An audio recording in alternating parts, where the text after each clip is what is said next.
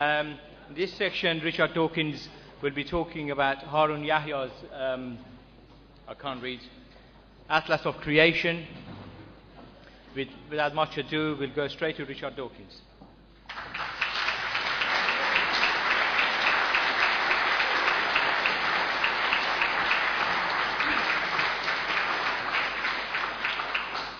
Thank you very much. I'm truly delighted to be here, and I want to salute those ex-Muslims who are prepared to stand up and say that that's what they are, and may you be the nucleus of thousands, hundreds of thousands, millions more who do the same thing.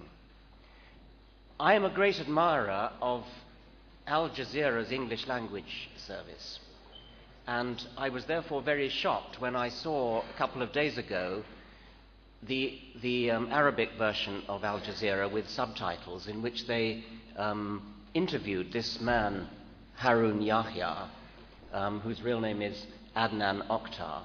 He's an extremely naive creationist. And in exactly the opposite spirit to Al Jazeera's English language service, the Arabic language service swallowed it hook, line and sinker. And I got the impression that we are divided, that there's I would have got the impression from this Al Jazeera broadcast that the whole of the Islamic world is completely and utterly taken in by the naive pseudoscience which is creationism. Adnan Oktar, alias Harun Yahya, stands for that. He's also a very unpleasant man. Nobody could say that he doesn't have balls.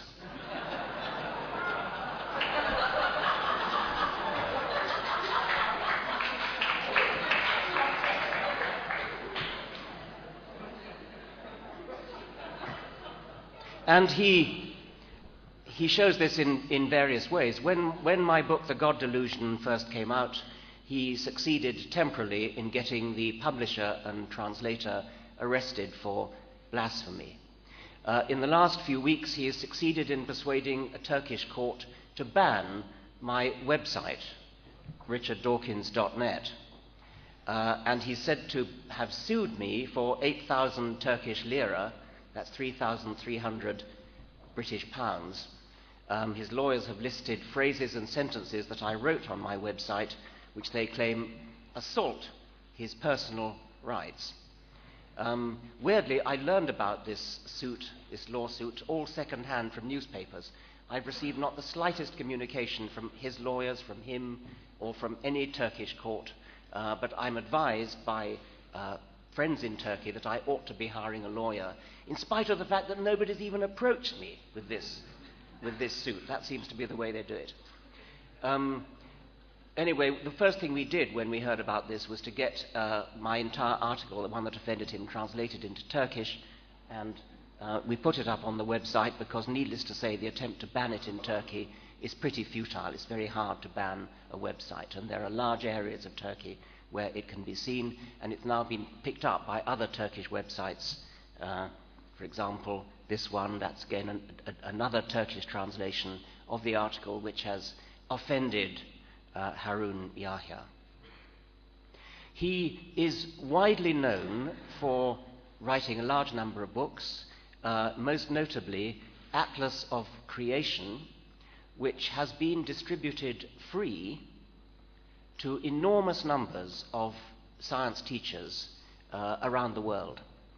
And when I say free, the sheer scale of that operation is mind-boggling. This book is a large format book. It's got 764 pages. Every one of those pages is high gloss paper with gorgeously reproduced photographs of animals on every page. I took the book yesterday round to Oxford University Press, and I had 3 people there try to cost out what it would cost to produce this book. And they thought that the cost of producing these did somebody say 10,000 copies to me today being distributed free? That would be about £500,000. So this is a free gift from somebody. Where the money comes from, nobody seems to know. I'll come to that in a moment. To give you an idea of the size of the book, the dog is intended to give scale. I would like to think it also gives offence.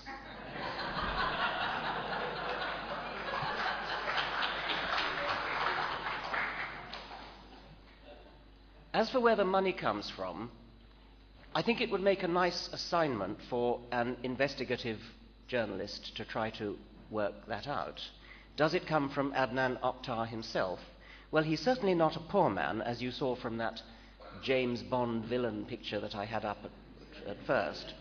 And just recently, this is from The Independent, he has offered a prize to anybody who can produce an intermediate fossil, an evolutionary intermediate fossil.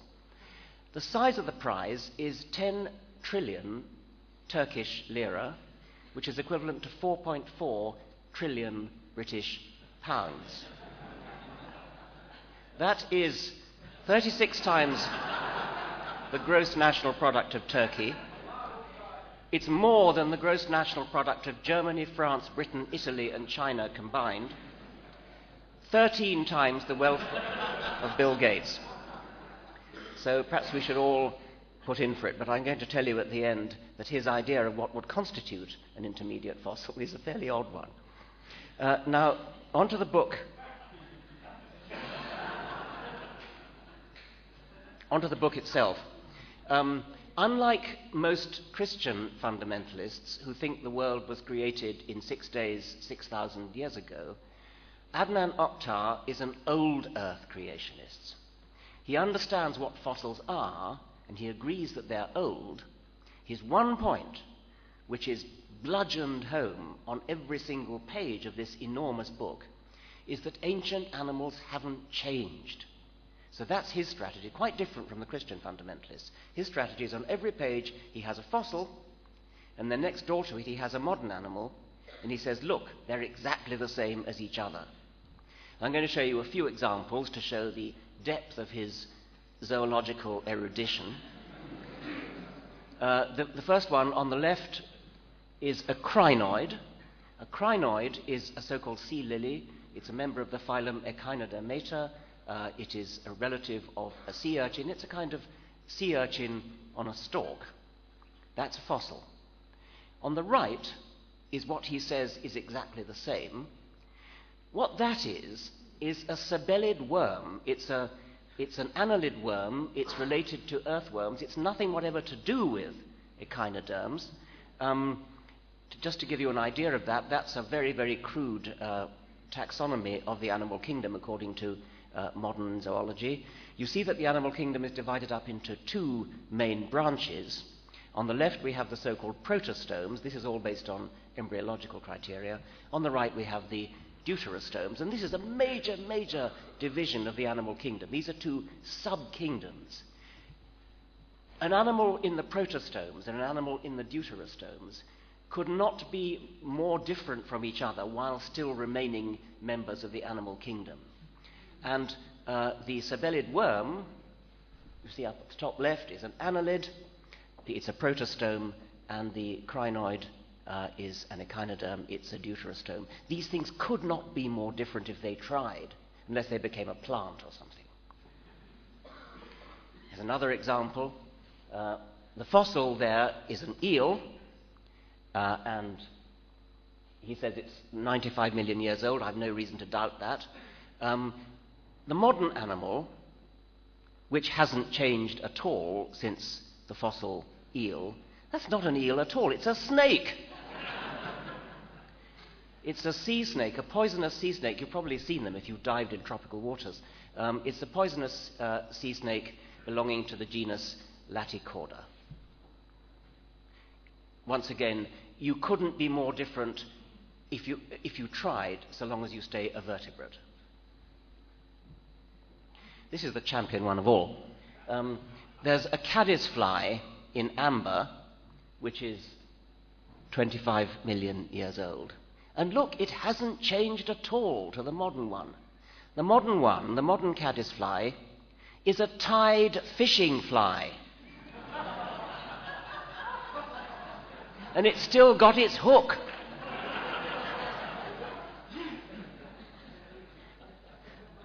Now, you might put that down to not just ignorance, but sort of carelessness.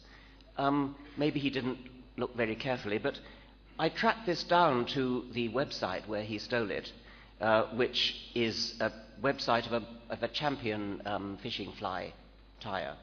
There it is. And you'll notice that the background, you see that sort of grey bit in the background? He's cut it out. He must have worked for a long time in Photoshop on this picture. And he still didn't spot that hook. Or else maybe he thinks that caddisflies really do have hooks.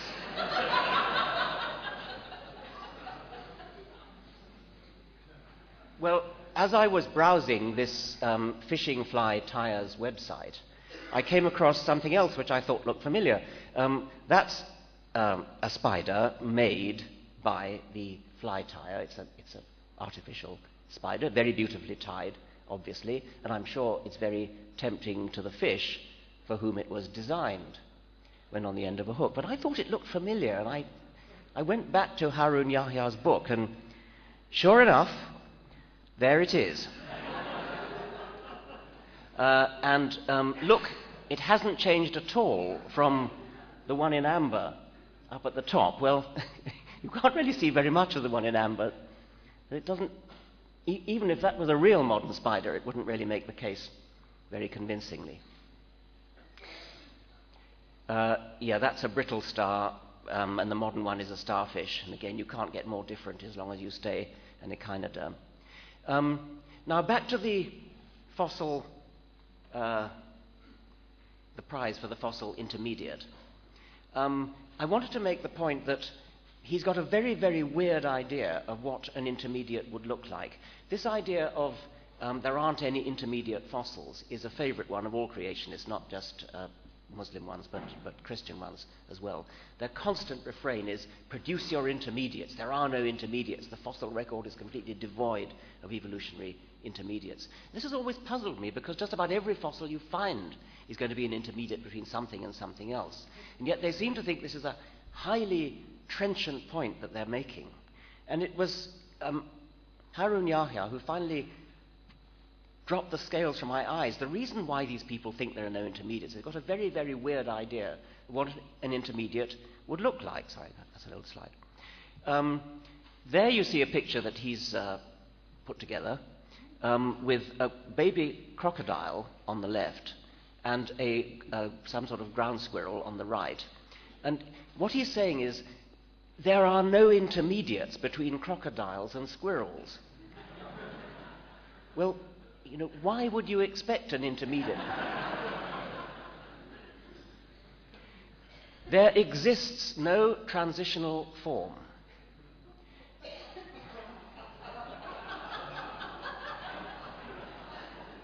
Darwinists claim, I'm quoting now, that by undergoing minor changes, living beings evolve from one species to another over millions of years. According to this claim, which is refuted by scientific findings, fish transformed into amphibians and reptiles transformed into birds. This so-called transformation process, asserted to last for millions of years, should have left countless evidence in the fossil record. In other words, during their intense researches for the last 100 years, researchers should have uncovered many grotesque living beings, such as half fish, half lizard, half spider, half fly, or half lizard, half bird. However, although almost every stratum on Earth has been dug, not even a single fossil has been found that Darwinists can use as evidence for their so-called transition. On the other hand, there are innumerable fossils showing that spiders were always spiders, flies were always flies, fish were always fish, crocodiles were always crocodiles, rabbits were always rabbits, and birds were always birds. Hundreds of millions of fossils clearly show that living beings have not undergone evolution, but were created. Hundreds of millions of fossils prove that living beings did not evolve, but were created. And that picture sums up what he thinks. There's a starfish, there is a fish, and some kind of a photoshopped intermediate. I finally realize what these people think an intermediate fossil is. They think you take a modern animal, and you take another modern animal, and you get some kind of a halfway between. It may be that the back end is one animal and the front end's another, like that. Or you kind of morph from one to the other. They haven't the faintest idea what it is that they are criticizing. And I'm grateful to Mr. Oktar for finally opening my eyes to this weird phenomenon.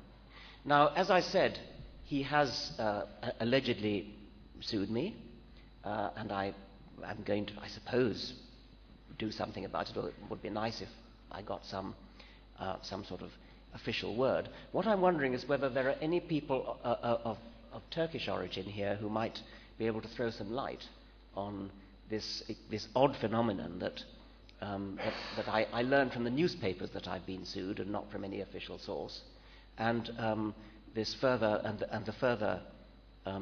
any further advice that you can give. Is there anybody here of Turkish origin? No. Okay. Never mind. Okay. Well, I'm ready to take questions. Thank you very much. Hi. No, I think Turkey is constitutionally a highly secular country, so it certainly would not be a Sharia court. Sorry. Oh, right. Okay. Any questions? Yeah. Have we got a microphone? Have we?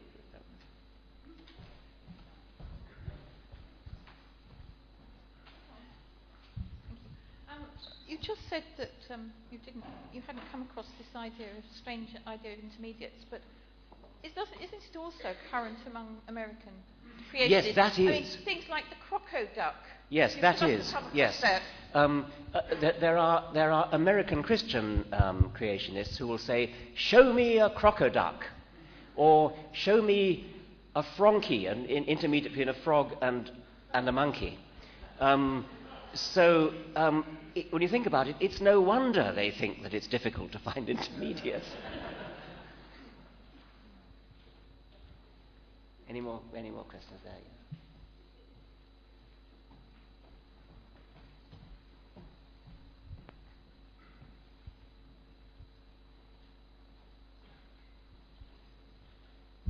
Richard, Harun Yahya makes a big fuss on his website and in his press about how he's challenged you to a debate or invited you to a debate and that you've declined.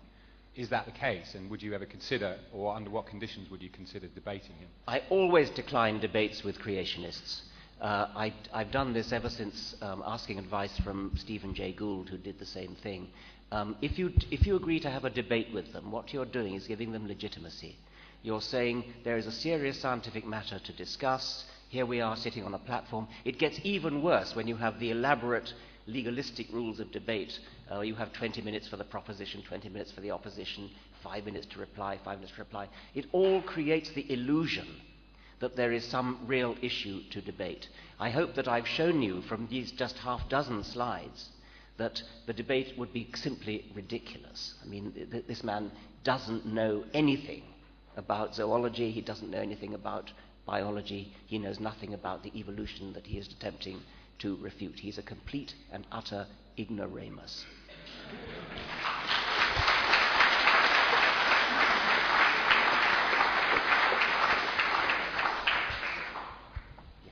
Just a quick one, Richard. I appear to be the proud possessor of a copy of this mighty tome. Many people are. Which was originally presented, I believe, to the London Business School. Do you want to use the mic? Because I think it might be Was originally presented to the London Business School, but they thought it was inappropriate to their field of inquiry. So eventually it landed up here. I don't know what we've done with it, but if I would like to present it to the society, if they have sufficient space to store it.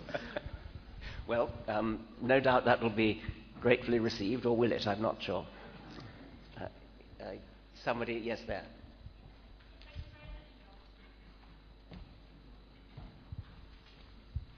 Who's got the mic?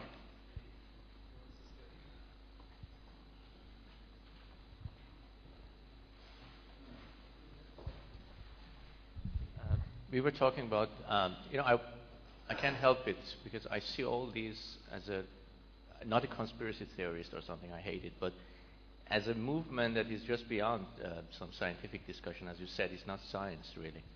So what is the alliance behind all this propaganda in US, in everywhere? So let me draw the attention again to Saudi Arabia, for example. Do you know about their biology education? Do they have creationism? Could it be them to support this book? Or do they really respect science? I don't know the answer to that question. I can guess, and I dare say there may be some people here. My understanding is that since Islam takes the Quran literally, whereas Christianity doesn't, except for certain branches of Christianity, we would expect that the norm, the default position for Islam would be that every word of the Quran is literally true. And therefore, the story of creation would be taken as literally true, and the story of Adam and Eve is taken as literally true, etc. But there are many people in the room who can perhaps disabuse me of that. My impression is there's very little evolution taught in countries that are dominated by Islam. Ibn, do you know whether that's true? I don't know that. No? Okay. Yes. Oh, sorry. Yeah. Thanks, I'm Usman. Thanks for your talk. I was just wondering whether you'd heard of Pervez Hudboy in Pakistan and his work. I mean, I think he's a rationalist scientist, and he's written a lot about how, I mean, just as in the evolution thing you've talked about, how physics department in the University of Punjab in Pakistan, where he's fought a battle against religious scientists who trying to show that there's a causal effect between praying and rain happening. And I mean, he's produced a lot of videos and things to rebut this. And I was wondering, you mean, perhaps through a foundation or anything like that, whether there was a way to finance these kind of projects supporting rationalism? I mean, because the odds are against us in many parts of the world. Yes, thank you for that suggestion. I was not aware of this particular individual that you mentioned, but obviously, from what you say, I salute him. And I would be interested in trying to support such people. Thank you. Yes. Just an answer to your question about evolution in Islamic countries. I'm from Syria, and in our science books we do have they do say something about evolution. The books, however, the teachers they abstain from teaching the theory, and they, I mean, as I remember, as a student, the teachers told us that you don't have to go through it and read it because you won't be asked about it in examination. So they just completely ignore it. I mean, suppose Syria is more liberal than other countries, but that's the case. Thank you. That's useful. That's the same in some parts of America as well.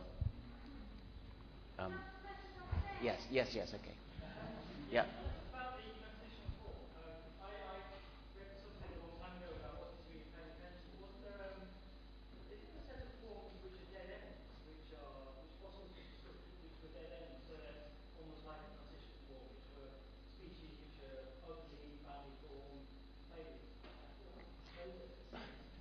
Well, a dead end, I suppose, would just mean a lineage that died out, of which there are vast numbers. That's certainly true.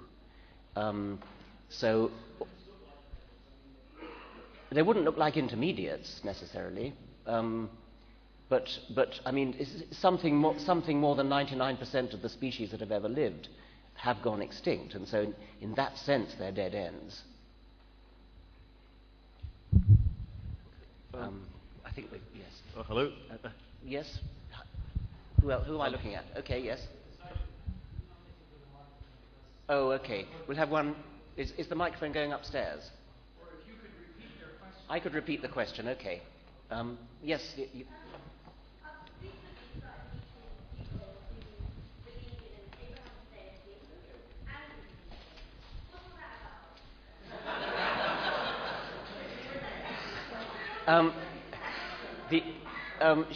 The questioner has recently met people who believe in an Abrahamic deity and in evolution. What's that about? Well, I mean that's true of most respectable Christians and Jews. It is true of the Archbishop of Canterbury. It's true of the Pope with certain reservations. It's true of most of the bishops and educated priests. So there's nothing unusual nowadays in combining belief in an Abrahamic deity and in evolution. When you say, what's that about? I mean, I agree with the implication of your question that there is a certain incompatibility, but that's not the way they see it. Yes, that's the other one next door. Now we've got a microphone too. Hi, I'm from Pakistan. I teach at university there. And first of all, I'd like to say that the lady who recommended Pervez Hoodboy, that's an excellent recommendation. He is arguably the foremost rationalist and scientist in Pakistan, and I would highly recommend you working with him. When I began to teach at the Lahore University of Management Sciences, and I was teaching in part sections of your book, The God Delusion, and my friend in the biology department was also teaching evolution. Suddenly, at our university, we saw this series of books come into the library of Harun Yahya. And the right-wing faculty members began to encourage our students to read Harun Yahya, particularly in opposition to what you had been writing. So I'm wondering if you are intending to or have already written anything that specifically, as your talk does today, specifically answer to some of the rubbish that he's been putting in people's minds. I mean, there is the article on my website, which is the one that precipitated his temporarily successful attempt to ban the website. So that's richarddawkins.net, and then if you search for Yahya, you'll find it. And that has, I think, most of the pictures, not the one of the incontinence pad, but the ones of the various. That was okay. Never mind. The ones of the various animals are all there. I mean, I should call the attention of your students to these spectacular howlers like the fishing hook, and the snake and the eel and the crinoid and the sabellid worm. Yes. Oh, sorry, the mic's up there. Any more upstairs before we? Yeah. Do you agree with Steve Jones that evolution has come to an end or stalled? And are we the living end of I think evolution? Since that's got so little to do with this Islamic conference, I'll duck that question. It's the commonest question I get asked after every lecture, and I can hold forth for half an hour. But I think, with your forgiveness, I won't. We better wait for the mic. Well, I can repeat the question, okay. Yes.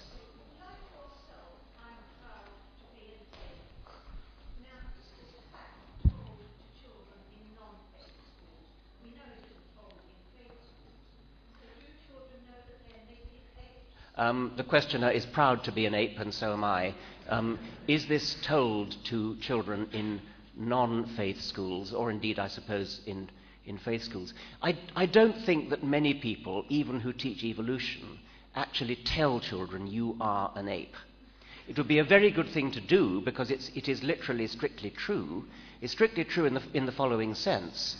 If you plot a tree diagram, like the one I showed you of the protostomes and deuterostomes, humans come in the middle of the ape tree. So what that means is that humans are closer cousins to chimpanzees than chimpanzees are to gorillas or orangutans. Therefore, if there is a thing called an ape, which includes chimpanzees, bonobos, gorillas, and gibbons, then it cannot exclude humans. There is no zoological category, no taxonomic category, which includes chimpanzees, bonobos, gorillas, and orangutans and gibbons, and excludes humans. So we are apes, we are African apes. Since we're closer to chimpanzees and bonobos than either of them is to gorillas, we are a particular subset of African apes united with chimpanzees and bonobos, but excluding gorillas. So we are undoubtedly African apes by any standard at all. Yes. Tell me when I got to stop. Who's chairing this? Okay. Richard, I've been looking, while you've been talking, I've been looking at the picture up on the screen. And clearly that's ridiculous, but I can see a lot of non-technical, non-scientific people who don't really understand evolution, for whom that might be seductive. What I'd like to see is a book, you could call it Evolution for Dummies if you like, but a book that would, with lots of pictures in a Dorling Kindersley fashion, explain it properly to people who perhaps would never pick up one of your usual tomes. Is there a book like that you can recommend, or is that something you might take on as another project? Well, I get the feeling there are Dorling Kindersley type books around. I can't actually think of any names at the moment. I'm surprised you think anybody would be persuaded by that, although apparently they are, unless they were indoctrinated as children, which I suspect is the real problem that underlies really everything we've been talking about today. You asked whether I would undertake such a book. I am planning a children's book. Probably, I wasn't actually thinking of a picture book like that, but perhaps you're right. Perhaps that would be the right way to do it. But that's the book I hope to write next year. 2 more questions, perhaps? Yes, there.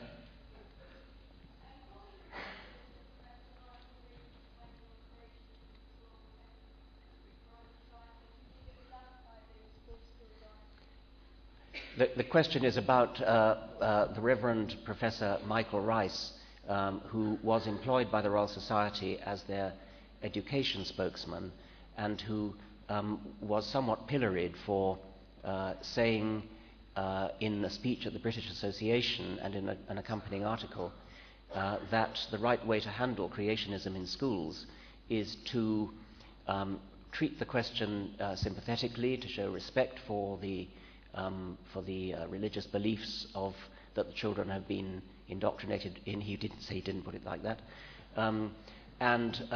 Rather than, this was, I think, to be fair, I think this was misinterpreted by some newspapers as saying that he was advocating the teaching of creationism. There was an almighty furore at the Royal Society, and under pressure of numerous letters from eminent scientists, including, I think, at least 3 Nobel Prize winners, Michael Rice resigned. I think that there was an element of unfairness in that what he actually said was probably not too objectionable. The problem really, I suspect, to be honest, was that he's a reverend, and therefore, in a way, he was the very last person who, from a purely political point of view, should have been saying that, because he was unfortunately vulnerable to the, well, he would say that, wouldn't he, accusation. If somebody like me had said it, I'd probably have got away with it fine. But I think it brought out the somewhat anomalous position, well, more than somewhat, that the Royal Society had employed a clergyman as their education spokesman in the first place. And I think that was really the source of that rather unfortunate episode. Yes. One more? Okay, I think that gentleman there. Yes, yeah. The one with the bow tie. Yeah. Thank you. I think the underlying theme of your talk is that science today is being challenged. Rationality is being challenged by a religion, by superstition, by misguided dogmatism. And also in these days of dwindling funds and dwindling student numbers in engineering and science, we're also seeing that things like this are being funded in oil barrel loads of money. What's the answer? How do we turn this back? I wish that the answer was as simple as just simply lay out the facts and show people how obvious they are and how easy to understand they are. That's the policy that I have adopted throughout my entire career, through 9-10 books. It works for some people, but I'm afraid it's becoming increasingly clear that it does not work for people whose childhood indoctrination, imprinting one might almost call it, is sufficiently strong. The most dramatic illustration of this I know is a man called Kurt Wise, who's an American geologist who did a degree at the University of Chicago. He then did a doctorate at Harvard in geology under Steve Gould, no less, and he then became aware that the geology he was learning was, he became increasingly aware that it was incompatible with the religion of his childhood, which was fundamentalist Christianity. And he dramatically describes how he got a pair of scissors and a Bible, and he went right through the Bible from Genesis to Revelation, cutting out every verse that would have to go if he took science seriously. And it says at the end that having gone through this exercise, there was so little left of Scripture that it just fell apart. There was nothing left. And he said, that night, in great sorrow, I tossed into the flames, and you hope he's going to toss the Bible into the flames, but no, I tossed into the flames all my hopes and aspirations to be a scientist and a science teacher. He gave up science. And then he goes on to a sort of final peroration where he says in this article, if all the evidence in the universe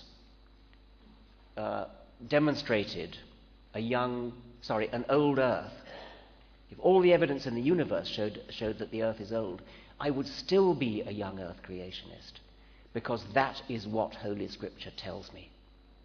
Now, I find myself powerless against that. I find myself despairing against somebody who can actually, after a Chicago, Harvard education in science, of the best possible kind in the world, can stand up and say, if all the evidence goes one way and Scripture goes the other, I'm going to go with Scripture. What chance have we got when the indoctrination, the imprinting of childhood, leaves a mind so wrecked as that? Richard, that was absolutely wonderful.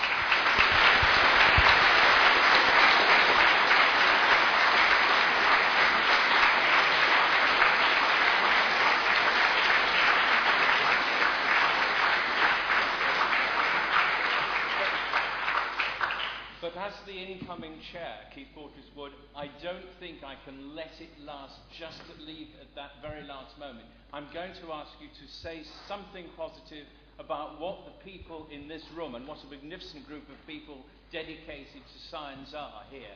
Can we ask them to do something politically? We can see they can't do it through persuading people, but is there something we can persuade them to do politically and through the media and that kind of thing to actually start pushing the boundaries back towards rationality? I hate ever to quote Tony Blair, but I suppose the beginning of an answer has to be education, education, education. And I don't know quite how one seizes the reins of education, but it does seem to me that if any people know in their local communities that there are schools where children are being indoctrinated with false nonsense, palpable nonsense. I don't mean genuine controversy where one's taking sides. I'm talking about obvious, palpable nonsense, such as young Earth creationism, or even old Earth creationism of the Harun Yahya kind. If you know of that and you have any influence in your communities over what is being taught, that would be one place to go. I don't know how one gets influence over education, but I think that's the point of leverage. Wonderful. Thank you very much indeed.